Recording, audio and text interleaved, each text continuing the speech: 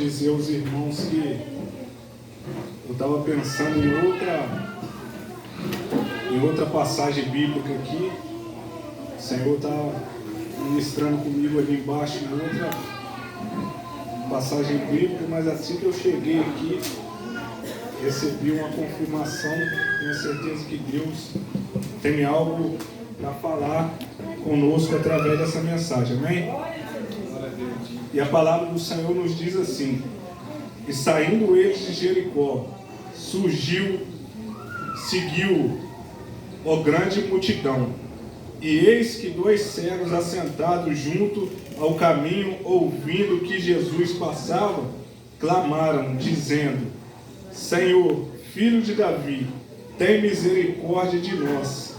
E eles, porém, cada vez mais clamavam, dizendo: Senhor, filho de Davi, tem misericórdia de nós. E Jesus, parando, chamou-os e disse: o que queres que eu te faça? E disseram eles: Senhor, que os nossos olhos sejam abertos. Então Jesus, movido de íntima compaixão, tocou-lhes nos olhos, e logo viram, e eles o seguiram. Glória a Deus. Ele está orando aqui como de costume, não tirando a validade da oração da nossa irmã, mas eu quero estar orando e pedindo a Deus que possa estar falando aos nossos corações, porque é necessário que nós ouvirmos a voz do Senhor nessa noite, amém? Senhor, meu Deus e eterno Pai, Senhor, meu Deus, estou aqui, ó Pai, meu Deus, diante, ó Pai, meu Deus, da Tua presença, Senhor. Peço ao Senhor, meu Deus, que o Senhor venha, meu Deus, está falando, ó Pai, meu Deus, através, ó Pai, meu Deus, da Tua, meu Deus, poderosa palavra, Senhor. Meu Deus, que não saia nada de mim, meu Deus, se não for aquilo, meu Deus, o Teu Espírito Santo, ó Pai, meu Deus, queira ministrar, Senhor, aos nossos corações, Senhor. Diminua eu, Senhor, e cresça o Senhor, e que fale, meu Deus, da maneira, meu Deus, e faça do jeito que o Senhor quer, Pai. É o que desde já, meu Deus, eu te peço e te agradeço em nome de Jesus. Amém? Podeis se assentar e aplauda ao Senhor Jesus nessa noite. Estamos na frente de um texto aqui muito conhecido. Como eu sempre tenho costume, quando eu vou pregar nos livros de Evangelho, esse texto, ele é mencionado aqui no livro de Mateus, mas no livro de Marcos e no livro de Lucas, ele também é mencionado. Só que no livro de Mateus, ele é mencionado que existe 2 cegos em Jericó que era necessário ser curados. E Jesus passando por ali, em Jericó, e esses 2 cegos clamam a Jesus. Então eu entendo aqui no livro de Mateus, que o Senhor, muitas das vezes, igual nos outros livros, ele vem relatar que é somente um cego, o cego de Jericó, ou alguns falam até o cego Bartimeu, mas aqui por falar que são 2 cegos, eu entendo que ali precisava mais de uma pessoa ser curada. Era mais de um que era necessário voltar a ver. E o interessante do texto é a maneira que eles pedem para Jesus. Eles pedem de maneira diferente, que eles chegam, nos outros textos vem relatar que incomodam algumas pessoas, a ponto das pessoas dizer para parar de gritar, para parar de clamar, para parar de falar. E hoje, no nosso meio, no meio vamos dizer, do povo cristão, tem muita gente no momento que você está querendo clamar, você está querendo orar, você está querendo falar com Deus, tem gente falando e tentando te impedir, falando: não faz isso, não continue, pare de incomodar, você está incomodando. Não adianta você fazer isso que não vai mudar nada. Não adianta você continuar que não vai adiantar nada. Mas aquele que escuta essas palavras, ele desiste no meio do caminho. Ele desiste no meio do propósito. Ele não consegue receber aquilo que ele está buscando, aquilo que ele está clamando, porque ele está ouvindo outras vozes, a não ser ouvir o seu próprio coração. A sua vontade que é de continuar a clamar, a sua vontade que é de continuar a adorar, a sua vontade que é de continuar a pedir ao Senhor por misericórdia, independente da situação que está vivendo. Eu não sei o que cada um de nós necessita aqui nessa noite, mas o Senhor sabe, e o inimigo está de várias maneiras tentando fazer você parar de adorar, tentando fazer você parar de clamar, tentando fazer você parar de orar, tentando fazer você parar no meio do propósito. Mas só que quando nós temos um propósito, nós temos que ir até o fim. Porque se nós desistimos do propósito no meio da caminhada, não tem como ele se concretizar, não tem como ele se realizar. Porque tem gente que está com o propósito na mão, mas chega no meio do caminho e está largando de lado. Então não adianta que não acontece, com Deus não acontece assim. É no tempo determinado, é no tempo certo. Mas não pode desistir. Porque se desistir, o propósito para, o projeto para. As situações da nossa vida continuam na mesma situação que está vivendo naquele momento. Não tem como o Senhor atuar porque parou no meio do caminho. O Senhor só vai atuar se você for até o fim. Se você não dá ouvido para as palavras que quer te desanimar. Se você não der ouvido às pessoas que tentam te parar. O inimigo ele usa de tanta artimanha que eu digo uma coisa para você. O Senhor estava falando ao meu coração ali num texto. Eu quero voltar um pouquinho lá no livro de 2 Reis, capítulo de número 4, versículo ali, no 13 em diante, que começa a falar de uma mulher que ela sente. Ela vê o profeta passando em frente à casa dela ali, todos os dias. O profeta passa para lá e volta para cá. Ele vai e volta. E ela fala, eu senti, eu quero dar pão, eu quero dar uma água, eu quero dar um alimento para o profeta. Eu quero dar algo para ele, eu quero alimentar ele. E ela sente no coração e realmente ela vai e faz. Só que aí ela vê que o profeta está passando ali todos os dias, mas está ficando cansado para ele de ir e voltar. E ali é como se fosse, eu entendo, conjecturando o texto, que como se fosse uma metade do caminho que o profeta tinha que andar, e o caminho era longo. E aquela mulher sente também no coração de fazer um quarto ali para o profeta. Ela sente de ali construir um quarto para o profeta. Então ela, no segundo andar, no andar mais elevado da casa dela, ela vai e constrói um quarto para o profeta vir a descansar. Sabe o que o Senhor veio a falar ao meu coração sobre isso? É porque muitas das vezes o profeta ali representa o próprio Deus. Só que muitas das vezes a gente só quer comer um pãozinho com Deus. Só que o Senhor fala, eu estou cansado de só vir aqui, você comer um pãozinho comigo e eu ter que ir embora. Aí aquela mulher fala, então agora você não vai comer somente um pãozinho comigo. Você vai começar a pousar aqui também. Você vai começar a ficar aqui também nesse ambiente. Esse ambiente aqui é sua casa agora. Sabe por quê? Se você só der um pãozinho, o Senhor vai chegar, ele vai comer o pãozinho e vai embora. Aí na hora do aperto você chama para mais um pãozinho, mas ele pode estar longe.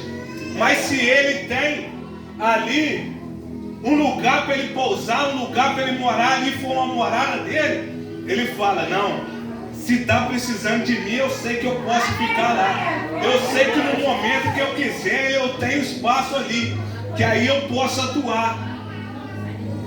Então, a gente tem que começar na nossa vida a fazer assim, a construir um laço maior com Deus, um laço com Deus de mais intimidade. É difícil, é. Você está achando que foi fácil para aquela mulher construir um quarto para o profeta? Não foi. Ali ela gastou, ali ela gastou do tempo, gastou do dinheiro, gastou energia. E hoje, muitas das vezes, o Senhor só quer ter um pouquinho mais de intimidade, para Ele poder atuar, para Ele poder agir na nossa vida. Glória a Jesus. Aí, eu lembrando desse texto e já entendendo um pouco dele, e ministrando para os irmãos que o Senhor ministrou o meu coração ali, é que quando essa mulher, ela constrói tudo aquilo ali para o profeta, ela coloca ali a luz para o profeta, o candelabro, prepara ali o quarto, coloca uma cama para ele pousar, ela está automaticamente profetizando. Ela está profetizando na vida dela. Por quê? Porque ela está ministrando para o próprio Deus. Ela está colocando ali o que ela, como mulher, o que ela, na minoria que ela é para Deus. Ô Senhor, o que eu posso te dar?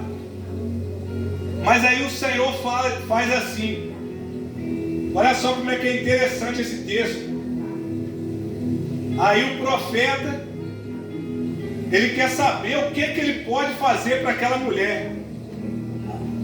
Ele procura saber e não acha, porque quando ele pergunta, ela vai e fala, não, eu já tenho bens e eu gosto de viver no meio do meu povo, eu gosto de viver no meio onde eu estou inserido.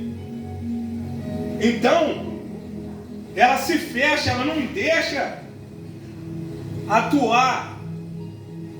Ela não fala os problemas completos. E muitas vezes para Deus você não precisa falar os problemas completos. Você não precisa falar tudo para Ele. Você precisa somente mostrar para Ele, Senhor, eu quero que o Senhor esteja aqui comigo o tempo todo. Aqui tem um quarto para você. Aqui tem um lugar de intimidade para você. E aí o próprio Senhor fala, não, eu preciso atuar na vida dessa mulher. Aí o profeta vai e pergunta, eu procurei saber e não achei nada que eu possa abençoar essa mulher. E pergunta para o servo dele, o que eu posso fazer? Você viu alguma coisa que eu possa fazer para poder entregar na mão dessa mulher? Aí o discípulo de profeta vai e fala, ela não tem filho, ela tem tudo, ela tem bens, ela vive bem aqui, ela é boa de situação, mas ela não tem filhos, nunca teve. E aí o profeta vai e fala, então é nisso aí que eu vou atuar, é nisso aí que eu vou fazer. Na impossibilidade dela, eu posso fazer. Porque o que é possível para ela já tem. Tudo que é possível para ela já está na mão dela. Mas o que é impossível para ela, aí eu posso atuar. Glória a Deus. Porque quando ele pergunta para ela, ela só fala coisas possíveis. Que ali tudo era possível, estava na mão dela já. Então o profeta não precisava atuar. Mas aí ela não fala a impossibilidade dela. E muitas vezes a gente também não fala para Deus a nossa impossibilidade. E tem vezes que a gente até fala. Mas aí o profeta vai e profetiza. Ó, no tempo determinado tu segurarás um filho na mão. Você vai receber. Eu imagino que aquele era o sonho daquela mulher o tempo todo, mas ela não teve coragem de falar. Porque ela não imaginou que o profeta poderia lançar uma palavra desse jeito. Apesar, porque o povo dessa época, voltando um pouco atrás, para quem conhece um pouco da história, esse povo é o povo que o profeta Elias também profetizou um tempo no meio desse povo. E o povo era tão desacreditado, os profetas de Baal já tinham entrado na terra, o povo estava tão desacreditado, que o profeta Elias teve que restaurar o altar de adoração do povo. Para o povo restaurar a adoração, o profeta Elias teve que pegar vários profetas de Baal e de Azera e ali falar para eles profetizar, e o profeta Elias profetizar também, para o povo ver a atuação de Deus e voltar e crer em Deus. O povo estava um pouco desacreditado, estava bastante desacreditado de Deus. E hoje em dia, eu vou falar, hoje em dia o povo também está bem desacreditado. Está bem desacreditado. E eu vou dizer, o povo está desacreditado. Ele fala que é do homem, mas não. O povo está desacreditado de Deus, sim. Tá? Tem gente que não assume, ele fala, não é o homem. Ele põe culpa em tudo, mas não tem coragem de falar que é ele que está em falta com Deus. É verdade. Ele põe culpa no irmão que está falhando. Ele põe culpa na situação que ele está vivendo. Ele põe culpa em todas as coisas, mas não tem coragem de falar que ele também está em falta com Deus. Aleluia. Esse que é o mais difícil, porque muitas vezes a pessoa está em falta com Deus e está pondo culpa em outras coisas. Aí o Senhor está falando, não é desse jeito, não é dessa maneira, é só me buscar mais um pouquinho, é só deixar meu quarto pronto que eu quero atuar. Glória a Deus. É só deixar a cama pronta aí, ó. Tá faltando pouca coisa para Deus atuar. Quando eu falo a cama pronta, é porque tinha gente que tinha costume de dobrar seu joelho na beira da cama, fechar a porta e ali conversar com Deus e perder tempo de falar com Ele ali. De conversar mesmo assim, de não ter muitas palavras bonitas nem nada não, mas falar, Senhor, ou nem que seja somente para agradecer. Mas hoje, não, eu tô correndo atrás disso, eu estou fazendo aquilo, eu estou sem tempo para isso, porque eu tenho que cuidar de casa. Gente, eu vou falar, a gente tem que cuidar de tanta coisa, de muitas coisas mesmo, mas no tempo que talvez a gente poderia ter tirado, a gente está perdendo com outras, que não está trazendo nada de bom para nós. E a maneira que o inimigo atua é essa. Hoje em dia o inimigo ele atua. Voltando aqui para falar do texto dessa mulher, ela vai, recebe a bênção, um filho, o filho está nas mãos, o filho cresce. Quero dizer, já é diferente, o sonho já cresceu, porque era um sonho daquela mulher ter aquele filho, e o sonho cresceu. E o sonho cresceu e já está acompanhando o pai, está trabalhando com o pai. O filho está trabalhando ali com o pai ali na lavoura, porque eu imagino eles ali dono de grande terra, então o pai já começa a ensinar o filho, a gente vai trabalhar assim, você tem que administrar isso, tem que prestar atenção aqui nos trabalhadores que estão trabalhando, eles vão colher, esse aqui vai plantar, e ensinando ali tudo para o filho. E quando vê, o filho vai e fala com o pai, ai minha cabeça. E o pai vai e fala, corre para casa lá, sua cabeça está doendo, deve ser o sol, corre lá. Só que o inimigo, hoje em dia, ele está tentando atuar na cabeça do crente. Ele está tentando tirar o crente do caminho, dos ensinamentos.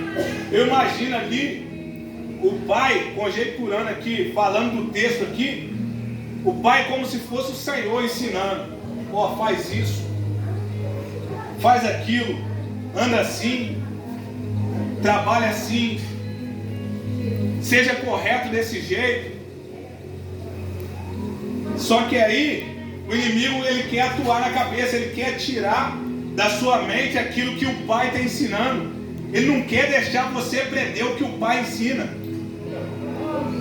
porque o pai está te ensinando o jeito certo, o jeito de você prosperar, de você ser grande.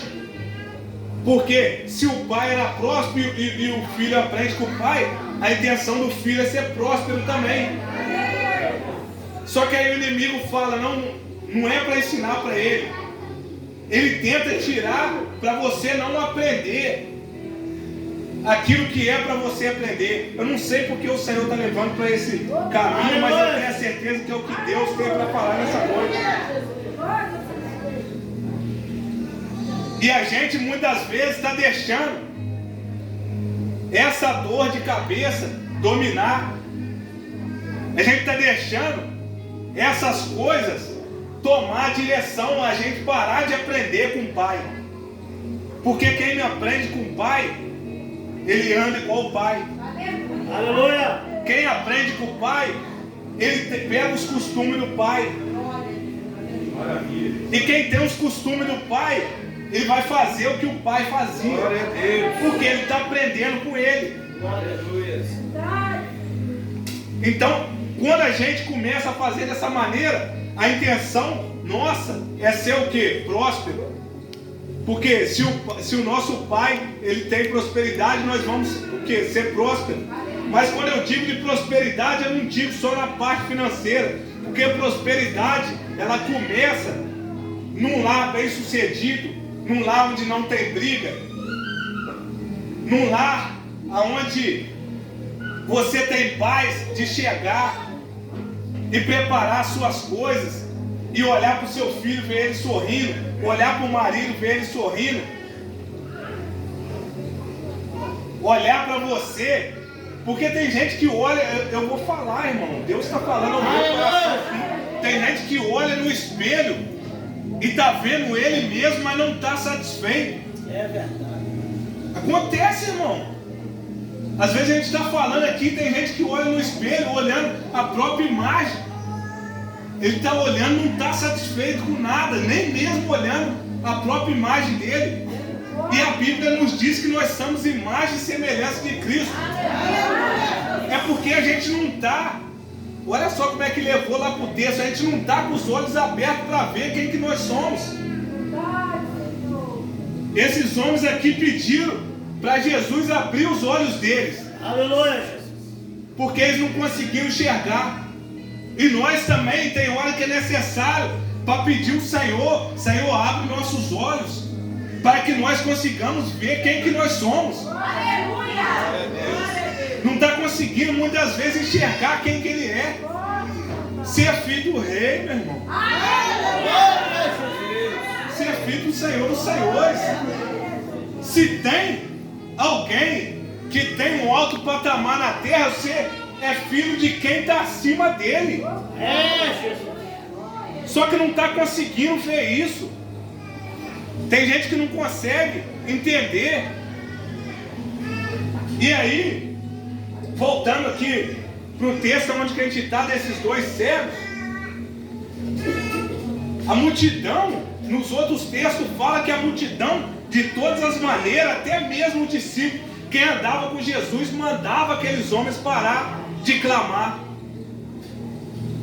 E na nossa vida é assim.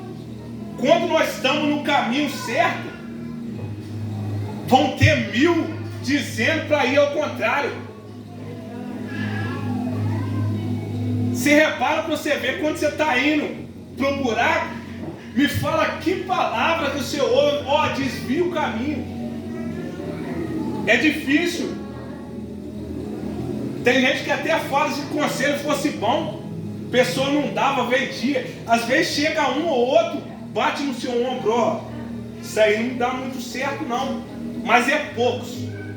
Agora para te tirar do caminho certo, é um montão. Para te apontar para o lado errado, é um monte. Para você ver quantas pessoas falou para aqueles homens continuar. O texto ali não relata. Eu imagino, conjecturando o texto, porque os outros não dizem se esses homens estavam juntos. Alguns historiadores até falam que um estava na entrada e o outro na saída. Mas aqui está relatando que os dois clamavam juntos. Eu imagino só um apoiando o outro. Ó, nós vamos até o fim. Nós vamos clamar, Senhor, Filho de Davi, tem misericórdia de nós. E aí um montão falando, está incomodando o mestre, está incomodando a gente. Vai incomodar mesmo, irmão. Quando você estiver no caminho certo, o inimigo ele fica incomodado com você. Porque quando você está no caminho certo, aí tem gente que até acha, não, eu estou no caminho certo, vai dar tudo certo. Não. Quando você está no caminho certo, que as coisas parecem que vão andando para errado. Repara para você ver.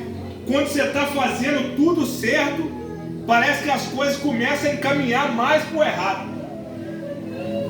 É porque o caminho certo, ele é estreito, ele é difícil, ele é espinhoso. E só aquele que está disposto aí que vai passar por ele. Só quem está disposto aí. Porque quem não quer ser arranhado, quem não quer no meio do caminho tropeçar, quem não quer no meio do caminho tem ali talvez até cair no buraco. Igual o pastor estava pregando aqui domingo, falando de José, pelos seus irmãos foi jogado na cisterna, fazendo certo. Quem não quer passar por isso, desiste, irmão, desanima, porque é difícil, não é fácil. Mas se você permanecer, olha só a recompensa desses homens. Aleluia, Jesus. Ó, aí Jesus, o clamor continuou. Jesus, Filho de Davi, tem misericórdia de nós.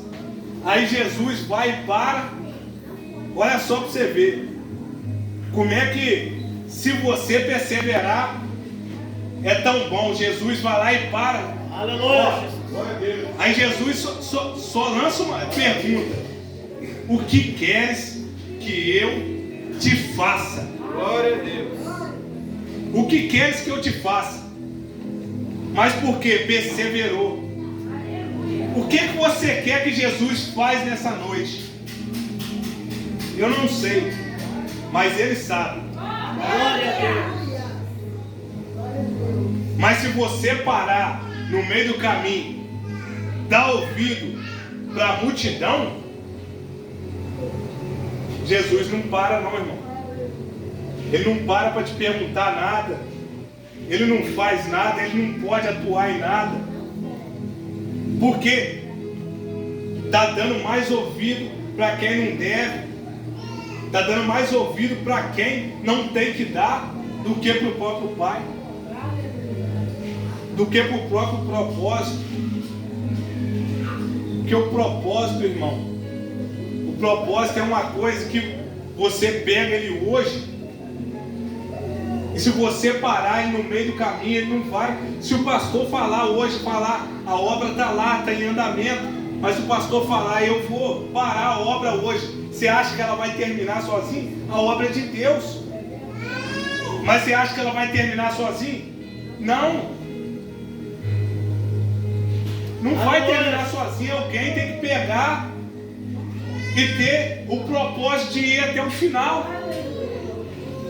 Alguém vai ter que pegar. Então, se a gente começar a dar sempre ouvido para essas coisas, a gente não vai até o final. E Jesus, Ele vai, pergunta o que queres que eu te faça. Aqueles homens vão, então, abra nossas vistas. A gente quer ver de novo, a gente quer voltar a enxergar. Glória a Deus. A gente quer voltar a enxergar as coisas que a gente enxergava. A gente quer voltar a enxergar quem a gente era.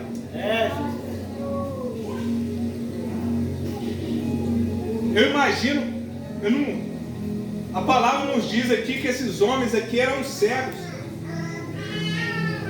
Mas eu não sei se eles eram cegos de nascença ou se ficaram cegos no meio do tempo.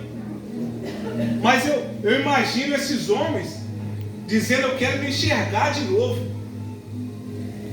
Eu não quero apalpar e ver quem que eu sou, não. Eu quero olhar para mim e saber: eu sou esse. Eu sou esse. Eu sou imagem e semelhança de Deus. Glória a Deus. Imagem e semelhança de Cristo, irmão, é o nosso interior. Mas para a gente enxergar quem que é o nosso interior, a gente tem que estar com a visão aberta. Porque essa visão que a gente está vendo aqui de um do outro aqui, isso é só mesmo a visão do ser humano. A visão espiritual, ela vai muito além disso. É você enxergar quem você é. Se uma pessoa dizer que você não vai ser vencedor, você saber: eu sou mais do que vencedor. Porque você não está indo na visão da pessoa que está lançando aquela palavra. Você está indo na visão que você tem de você, que você consegue, que você acredita, que o seu sonho acontece, que os projetos vão dar certo. Porque palavra contrária vão ter o tempo todo. Quantas pessoas que dizem aí que a nossa família não vai adiante, que a nossa casa não vai adiante, que as coisas da nossa vida, que o nosso filho vai ser perdido, que isso, que aquilo. Só que cabe a nós aceitar isso ou não. Porque se você ficar aceitando tudo que o mundo fala, as coisas vão se achegando. O inimigo, ele é assim. Ele lança uma palavra e vai se achegando. Ele vai lançando mais uma palavra e vai se achegando. Mas aí, se você dizer no nome de Jesus: ó, isso aqui em casa não, isso aqui na minha vida não, você pode ter certeza que nenhuma palavra contrária ela prevalecerá, não. Porque o nome de Jesus, ele quebra todo um jugo. Glória a Deus. Então esses homens, ele não queria saber disso. Ele só queria falar: Senhor, eu quero voltar a ver, eu quero enxergar. E era o sonho deles. Eu imagino, é o sonho. Hoje aqui é a campanha que fala de sonhos. Deus ainda realiza sonhos. E você? Você ainda crê nos sonhos? Você ainda crê nos seus sonhos? Nos sonhos da sua família? Nos sonhos que Deus tem para o seu lado, você ainda crê? Então começa a falar: Senhor, abra meus olhos que eu quero ver esses sonhos ser realidade. Eu quero ver. Abra meus olhos. A dificuldade está aí, tá? Mas quando você está com o olho aberto, você está vendo à frente. Sabe por que visão de águia, ela vê além, ela vê por cima. Porque tem gente vendo por baixo e as montanhas estão atrapalhando ver adiante. Só que adiante tem algo grande. Mas aí visão de águia, ele fala o seguinte: eu vou crescer um pouquinho para cima, vou pedir a Deus para poder me levar um pouquinho mais alto, porque é só Deus que pode levar mais alto. Se for pelo homem, cai. Se for pelo homem, cai. É interessante que eu estou falando isso aqui. Você pode ver que pelo homem, ele até consegue te pôr no alto por um tempo. Igual um avião, ele voa por um tempo. Mas se o combustível acabar, ele vai cair. Se acontecer alguma coisa no motor, ele vai cair. Mas Deus não. Se Ele te levantar, só desce se Ele quiser que desça. Aleluia, Jesus. O ser humano, ele consegue fazer algo, mas isso por um tempo. Tem homens que estão pensando que está no patamar alto, mas tudo isso é por um tempo. Porque o patamar do homem ele pode estar mais alto que for, mas se a doença chegar, dinheiro nenhum paga. Dinheiro nenhum consegue tirar. Ele pode gastar o que for, os melhores médicos podem ir no melhor hospital, fazer cirurgia inovadora, experiência inovadora, que talvez por um tempo ele consiga alongar, mas o tempo dele chega. Mas se Deus quiser levantar, você fica até onde Ele quiser. E se você quiser que Ele te levanta mais, Ele pode fazer isso. Ele pode. O que o ser humano não pode fazer, Deus pode fazer. Então começa a ter essa visão aberta como visão de águia. Começa a ter essa visão. Aí você começa a orar e vai pedindo: Senhor, eu quero ser águia, eu quero voar mais alto. Eu quero voar mais alto porque eu quero ver o que está atrás do monte. O que o ser humano está tentando me impedir de ver.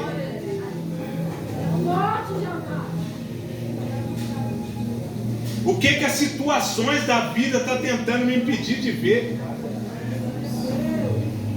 O que a dificuldade está tentando me impedir de ver, Senhor. Começa a orar dessa maneira, começa a ser usado na oração, irmão. Porque, sabe por quê? A gente vê a dificuldade, a gente vê a muralha de pé na frente. Se o povo de Israel, quando chegasse perante a muralha de Jericó, vê-se ela e falasse: a muralha está ali na frente, como é que nós passa agora? E falasse: vamos retroceder, vamos voltar. Não. Falou: vamos esperar para ver o que vai acontecer. O Senhor vai e fala: não, dá umas voltas aí. Começa a analisar a muralha em volta. Começa a analisar o problema. Porque tem gente que está querendo atuar no problema, já quer chegar e... Não, analisa o problema. Começa, ó. Tem lugar que tem brecha. Tem lugar que tem brecha. Se não analisar, até nós mesmos deixamos essa brecha aberta aí, ó. Aí se nós começamos a analisar, nós falamos: ó, tem um lado aqui que está fraco. Eu preciso, ó. Se for a muralha do inimigo, então eu preciso fortalecer eu, porque nesse lado aqui eu sei que se eu tiver mais fortalecido, ele vai cair. Porque se repara, muitas vezes eu tenho conversado com algumas pessoas que são também ali pessoas crentes, que muitas vezes a pessoa vem em você para poder comentar que sente de falar com você, pessoas com problemas, aí vem perguntar e tal. Aí a moça veio, chegou e falou: eu estou com esse tipo de dificuldade, assim assado, e lá em casa está acontecendo isso e tal. E falando, estava tendo problema com a filha, as coisas e tal lá. Aí eu fui e perguntei: mas como é que tá? Aí ela falou: não, a gente tem buscado e tal. Mas e sua filha? Ela não busca muito. Porque todo mundo da família está buscando, mas a filha não está. Então o inimigo usa o elo fraco para poder enfraquecer a casa toda. O inimigo ele usa desse tipo de estratégia. Ele vai, ó, com esse aqui eu não posso, com aquele eu não posso. Mas eu estou vendo ali, ó, tem uma brecha fraca ali. Tem alguém que não está agarrando firme nas mãos de todo mundo, não. Porque não adianta você correr lá na frente e deixar seu filho lá atrás também, né? Não adianta você fazer tudo e esquecer da família. Porque a Bíblia também relata que muitas pessoas falharam por esquecer da família. Ele buscava e fazia. Mas a família é o nosso primeiro ministério em Cristo. O primeiro ministério em Cristo é a família. Quando a gente está em Cristo, a gente tem que pensar o seguinte: é Deus. E depois, não é nós, nossa família. Primeiro ministério em Cristo. Tem que estar todo mundo, ó, na mesma união, unido, falando. Já que vamos andar junto, porque é mais difícil você derrubar 1, 2, 3 juntos do que você derrubar um só. Porque se 2, 3 estão andando na frente e um está ficando para trás, aquele que está lá atrás, o inimigo vai lá e de certa maneira tenta dar rasteira para deixar ele mais para trás ainda. Então a gente não pode esquecer, não esquece da sua casa não, irmão. Não esquece. A gente não podemos esquecer do nosso primeiro ministério em Cristo, que é a nossa casa. Então começa a ter visão. Começa a falar, Senhor, abre a minha visão, eu quero entender o que está acontecendo na parte espiritual. Começa a me mostrar que eu preciso colocar as coisas para caminhar. Eu quero chegar alto, mas eu não quero chegar sozinho. Eu quero chegar alto, mas eu quero que a minha família chegue alto. Meu filho chega alto. Se possível for, a gente pede a Deus que eles chegam até mais alto do que nós, se Deus permitir. Porque uma hora, se Deus assim não voltar, vai chegar o fim para nós aqui. Mas ainda tem a trajetória deles. Então, se Deus quiser, Ele pode levar eles até mais alto do que nós. Porque eles ainda têm trajetória pela frente. Então começa a ter sabedoria nas orações, no jejum. Jó ele jejuava pela sua família, ele clamava pela família. Mas Jó, uma coisa ele não fazia, ele não levava todo mundo junto. Ele queria sacrificar pelos outros. Aí Jó estava fortalecido, mas esqueceu do resto. Deixou todo mundo para trás. O que acontece na vida de Jó? Deus restaura tudo de volta, porque era um homem que ele era totalmente temente a Deus. Deus restaura tudo de volta, Ele pode restaurar. Mas Jó largou tudo para trás e estava só ele seguindo na frente. Não, eu sacrifico por ele, eu faço por ele. E Jó fortalecido e deixou o resto enfraquecido. O que acontece na vida de Jó? Porque o inimigo falou, o elo fraco está ali. Olha o sofrimento daquele homem. Então começa a ter esse tipo de sabedoria. Eu vou encerrar aqui essa noite.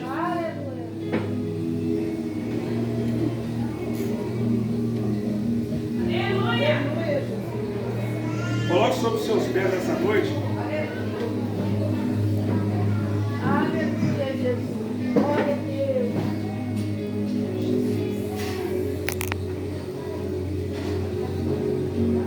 O Senhor mudou a mensagem toda, mas eu tenho a certeza que Deus,